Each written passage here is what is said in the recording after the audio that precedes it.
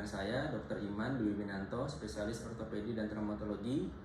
Saya konsultannya di bidang pediatrik ortopedi atau ortopedi anak dan berasal dari Prodi Ortopedi Fakultas Kedokteran Universitas Sumatera Utara.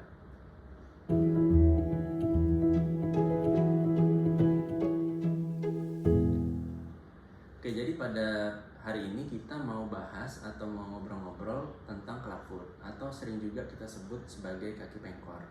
Nah, jadi pertanyaan yang sering ada terpikir pada diri kita itu kan, kaki pengkor itu apa sih? Kenapa bisa terjadi? Jadi kaki pengkor itu adalah kelainan bawaan yang cukup sering kita jumpai, sekitar 1 dari 1000 kelahiran akan mengalami kaki pengkor, dengan kemungkinan anak kedua mengalami kaki pengkor itu sekitar 1 dari 30, dan dijumpai lebih sering pada anak laki-laki daripada pada anak perempuan.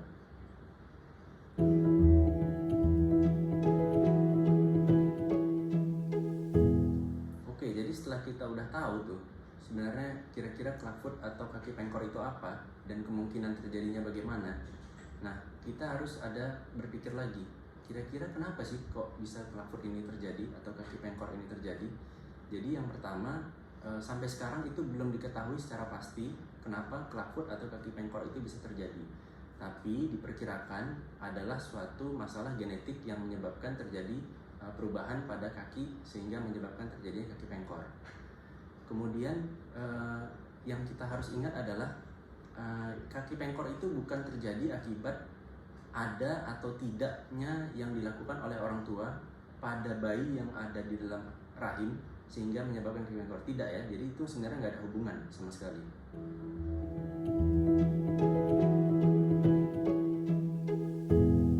Jadi beberapa mitos tuh yang ada di masyarakat luas ini adalah, wah itu gara-gara ibunya melakukan itu tuh, atau gara-gara ini nih jadinya dia dikutuk nih sama dewa. Enggak. Jadi sebenarnya itu nggak ada hubungannya. Jadi clubfoot atau kaki pengkor itu memang ada disebabkan karena kemungkinan karena faktor genetik.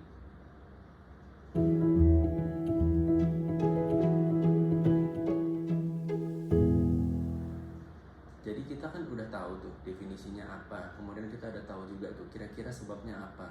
Jadi pertama itu adalah berhenti menyalahkan diri ataupun menyalahkan orang lain kenapa terjadi. Misalnya clubfoot ini terjadi pada anak kita, yang kita harus tahu adalah kita deteksi dini clubfoot itu bagaimana.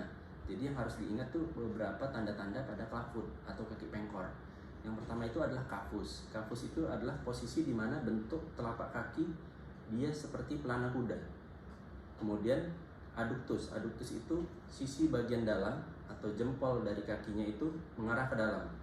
Kemudian varus, di mana ankle-nya itu bengkok ke dalam, dan terakhir equinus atau posisi menjinjit. Jadi kita harus lihat semua karakteristik yang ada pada clubfoot atau kaki pengkor. Kalau memang ada, kita harus segera menghubungi atau mengunjungi dokter ortopedi, terutama ortopedi pediatrik.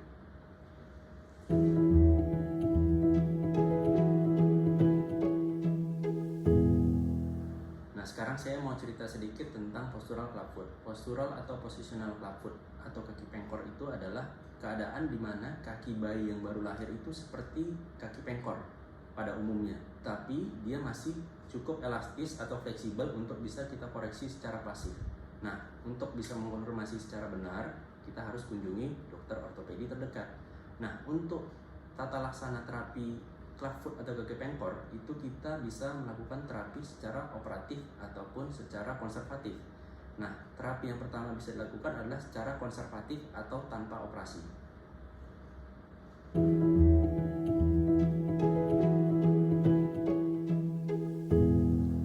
Oke, jadi kan kita udah tahu nih, kira-kira kemungkinan nih kayaknya anakku nih kena clubfoot atau kaki pengkor nih.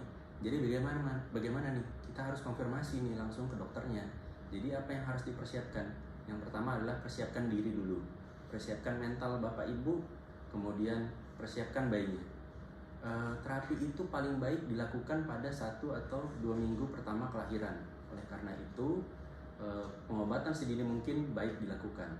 Kemudian segera kunjungi dokter ortopedi terdekat untuk memastikan apakah ini suatu clubfoot atau hanya suatu postural clubfoot. Nah, terapi tanpa operasi atau terapi konservatif itu yang kita gunakan sekarang adalah terapi menggunakan Ponseti method. Jadi itu adalah menggunakan serial casting atau yang dilakukan gips setiap seminggu sekali dengan target dalam waktu 6-7 minggu sudah dapat terkoreksi semuanya.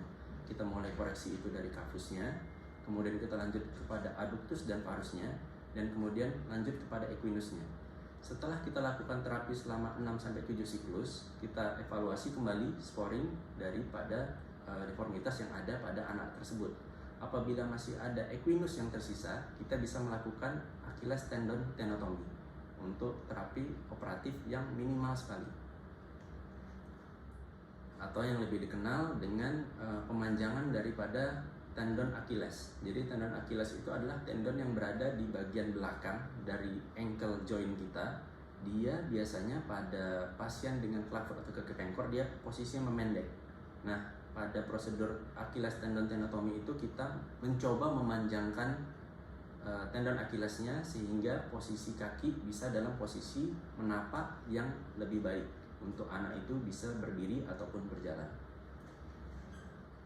Setelah prosedur serial casting atau gips berkala, kemudian dilakukan Achilles tenotomy atau pemanjangan dari tendon Achilles, pasien akan diberikan sepatu atau foot abduction brace selama 3 bulan pertama. Aturannya adalah, ingat ya, 3 bulan pertama itu dipakai selama 23 jam.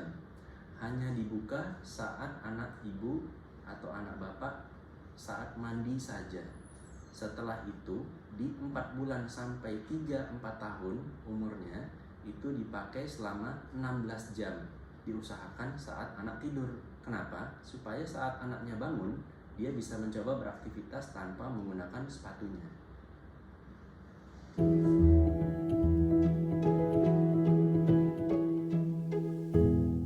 Oke, jadi rangkaian tata laksana pada clubfoot atau kaki pengkor ini kan sudah saya jelaskan semuanya.